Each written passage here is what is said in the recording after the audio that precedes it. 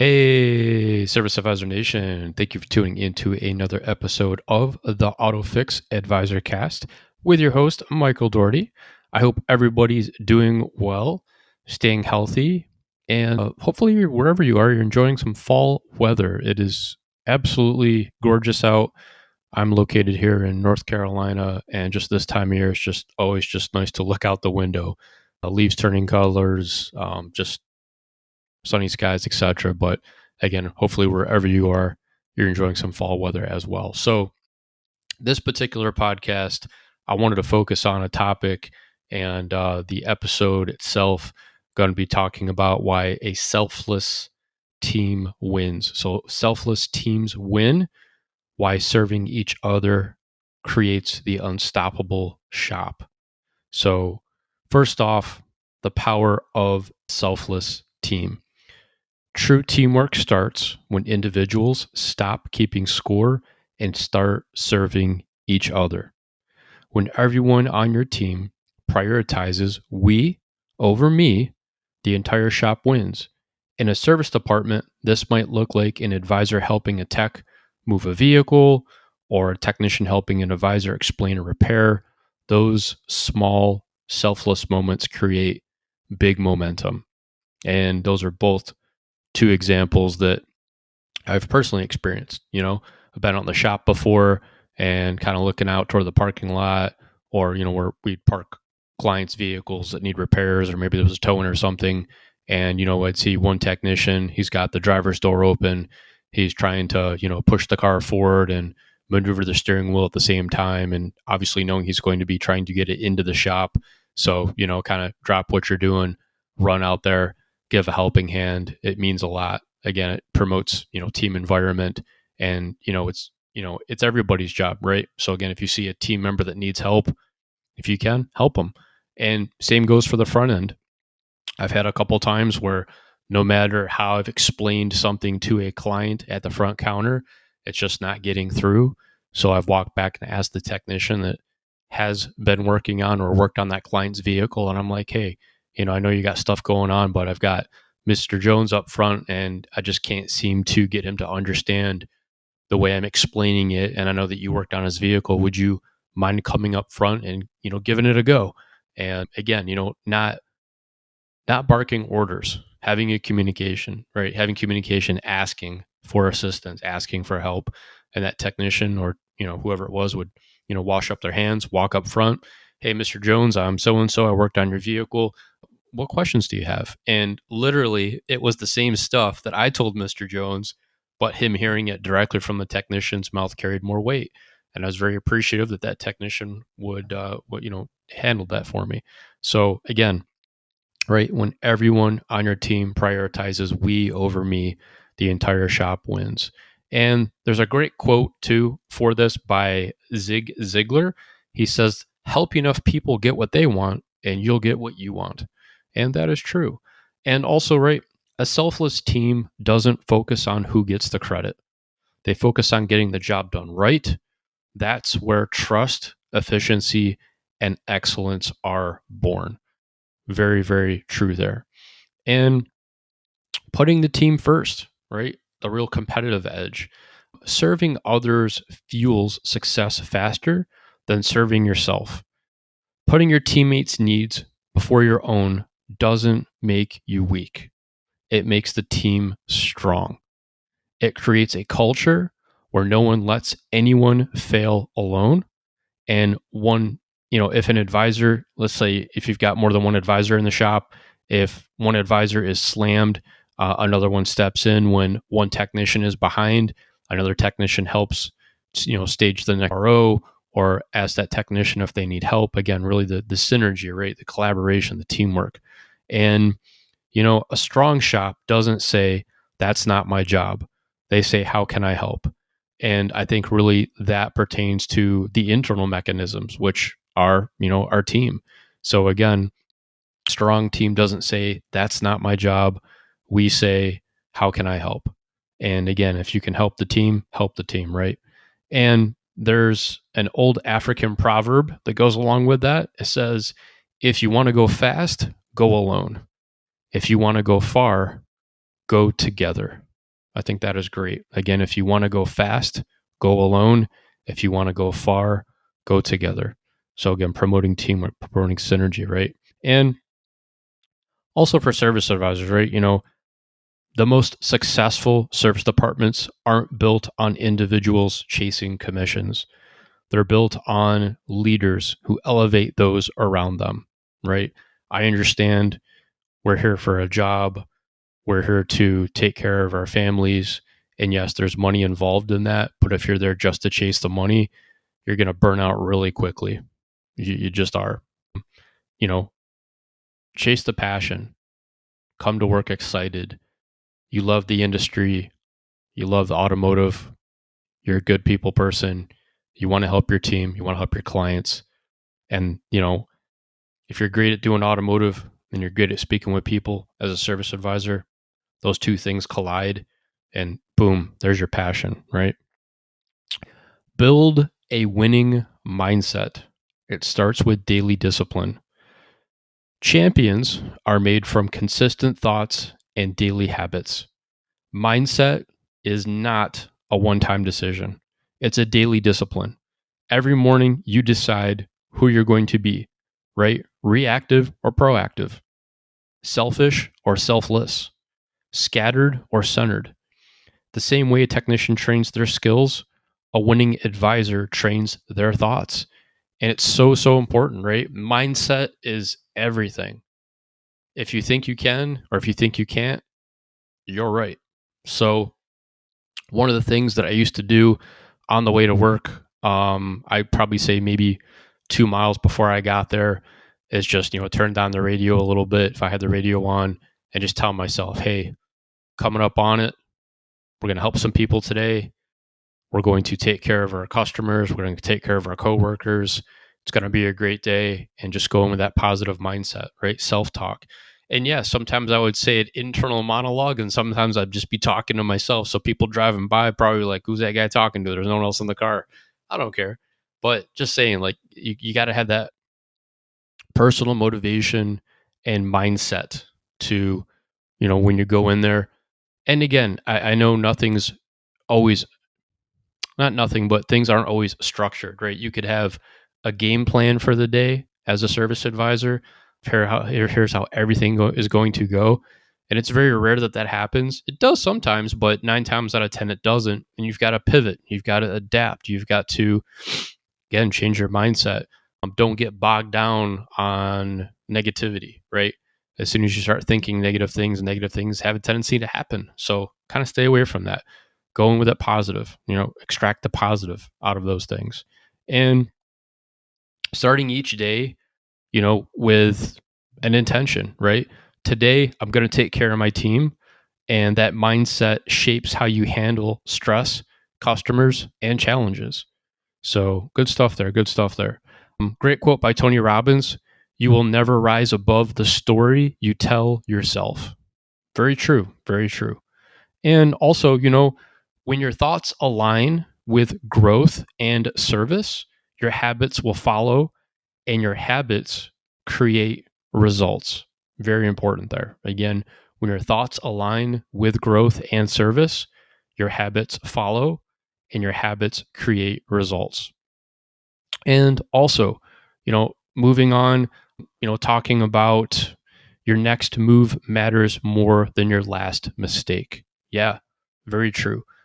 Progress beats perfection every single time, ladies and gentlemen. Every service advisor will have off days, missed calls, delayed updates, wrong estimates. But what separates average from elite advisors is the response.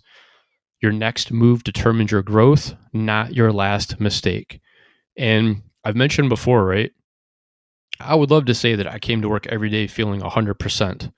Most of the time, I feel that I did. But on days that I only had, maybe felt like I was 70% or 75%, or maybe I had a day where I was feeling 60%, that is my 100% to give to the day, right? If I'm going to work and I'm only feeling like 75% for the day, I'm going to give that 75%. So in actuality, I'm still giving 100%. And we're going to have great days. We're going to have good days and we're going to have not so great days and not so good days. It's just going to happen. It's life. But again, a lot of it, especially at work, think about, again, if you've got 9 wins and that 10th one is a mistake or a customer got upset about something, right? Don't focus on that one instance. Again, think of it as a cumulative, right?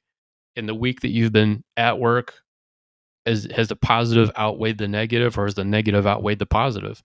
And really, it's going to be the positive outweighs the negative, because you always can pull positive out of negative. And again, mindset. What did I learn from this that was a negative? What can I apply to next time I'm going to encounter this situation? What did I learn from this situation? Right. So again, the mindset of turning that negative into a positive, very, very important. And, if you miss a customer update, don't spiral downward, right? Recover. Give a call, apologize, make it right, and then build a system in place to prevent it from happening next time. That's how elite advisors grow. Again, learning from our mistakes. And again, we can't be 100% all the time.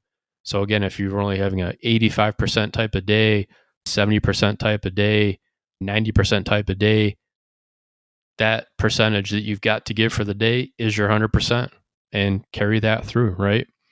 And the comeback is always stronger than the setback if you learn from it and move forward with purpose. So again, learning from that is huge. Any setback, you've got to learn from it to be able to grow and move forward. And how do we create a selfless team culture, right? Culture isn't what you say, it's what you do daily. I heavily endorse having a morning team meeting now more than ever, especially where I work. It's part of our structure. Where I worked prior to where I work now, we did it, I'd say 60% of the time.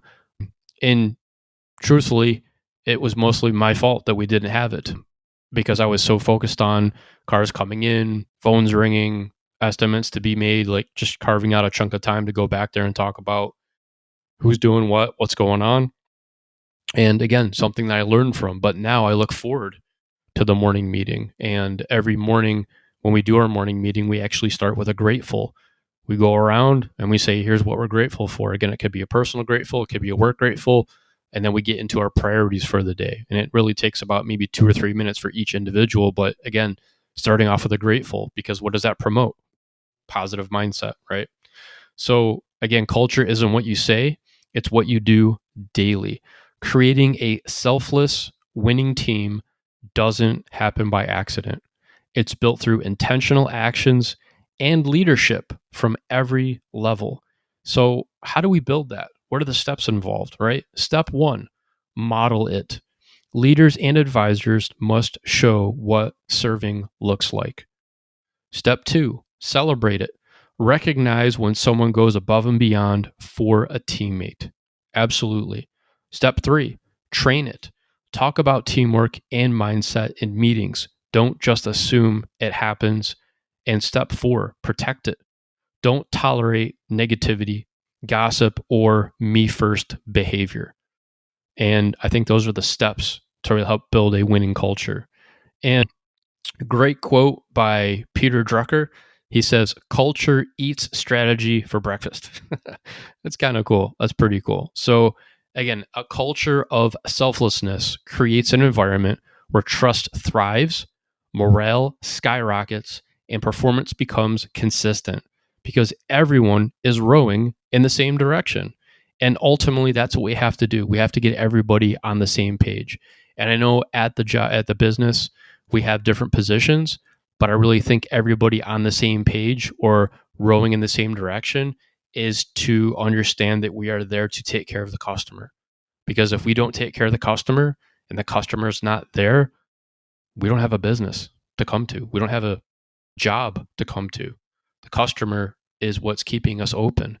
And we need to pull out all the stops, advisors, technicians, management, to really embrace and understand that is what we're here to do, is take care of that client. And no, I'm not talking about brown nosing them. I'm not talking about kissing their butt. There's a way to do it strategically with empathy and that you are being genuine in doing so. But again, really, when that phone rings, it's an opportunity. You're being interviewed by that new potential client to decide if they want to come to your business or not. And again, phone skills, super important. I really would promote internal role playing, right? A lot of the times, and I've talked about this in the past, as service advisors, I've heard it all too often. They get annoyed. We get annoyed when someone just calls and says, I just need a price. I just need a price. I just need a price. Right? Service advisors, time out. Think about it like this. Again, they don't know what else to ask. A lot of people don't speak car and they don't know what else to ask. So they're just asking for a price. And yeah, if you just give them a price, you've answered their question, but I don't think you've captured their attention, their business. Again, if someone calls in and just wants a price, ask more questions. They don't know what else to ask you. And it's our job also, because again, we are the professionals, we are the go tos. They called, they did their part. Now we got to do our part and do the discovery portion of the phone call, ask probing questions. I promise you, 99% of the time, it's not about the price. They just don't know what else to ask. And really breaking that down and understanding they're not trying to annoy you. And yes, ultimately you're going to arrive at a price point, but you got to build a relationship. You got to build value. That's your time to shine as an advisor. Tell them about how'd you hear about us? I saw your website or I got referred from a friend or, that's a great starting point, right? How'd you hear about us? And expanding from there.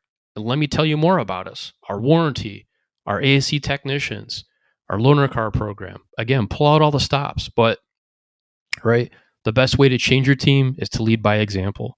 And it's easy to point fingers or wait for others to change first. But real leadership starts with you. If you bring humility, gratitude, and a customer first approach to every day, others will follow.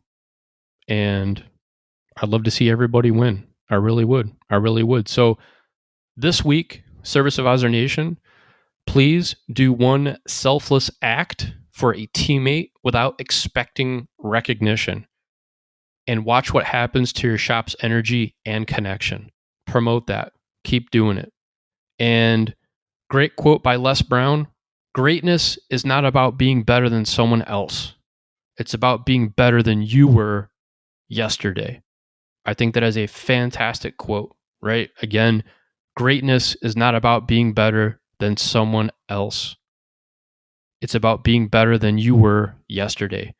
Constantly strive for self-improvement. And that is really the way to go, right? We don't have competitors. We're not trying to one up somebody. We're trying to be better than we were yesterday by our actions, by learning, humility, treating each other respectfully, coworkers, clients, etc. In Service Advisor Nation, I guess final takeaway on this: when a team is made up of selfless individuals, each one taking care of one another and our client, supporting and striving to grow, that shop becomes unshakable.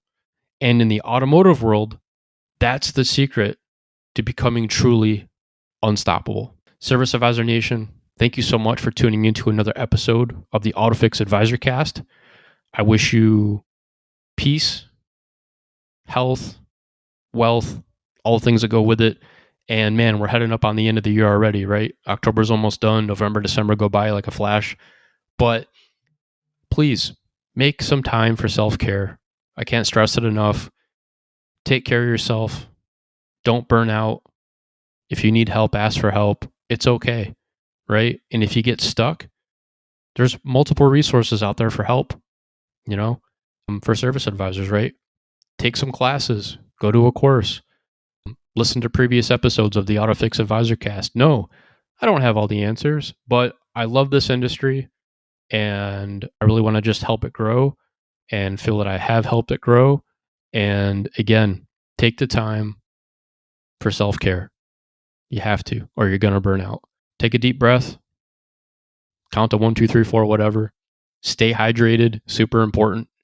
Something that I didn't really do that I should have. Again, when you're inside, yeah, even if you're in a climate controlled environment, you still got to stay hydrated, and it'll prevent you from getting angry and having headaches. Every hour, drink some water. Really important. But love you, Service Advisor Nation. And again, thank you for tuning into an episode of the AutoFix Advisor Cast. Have a great day.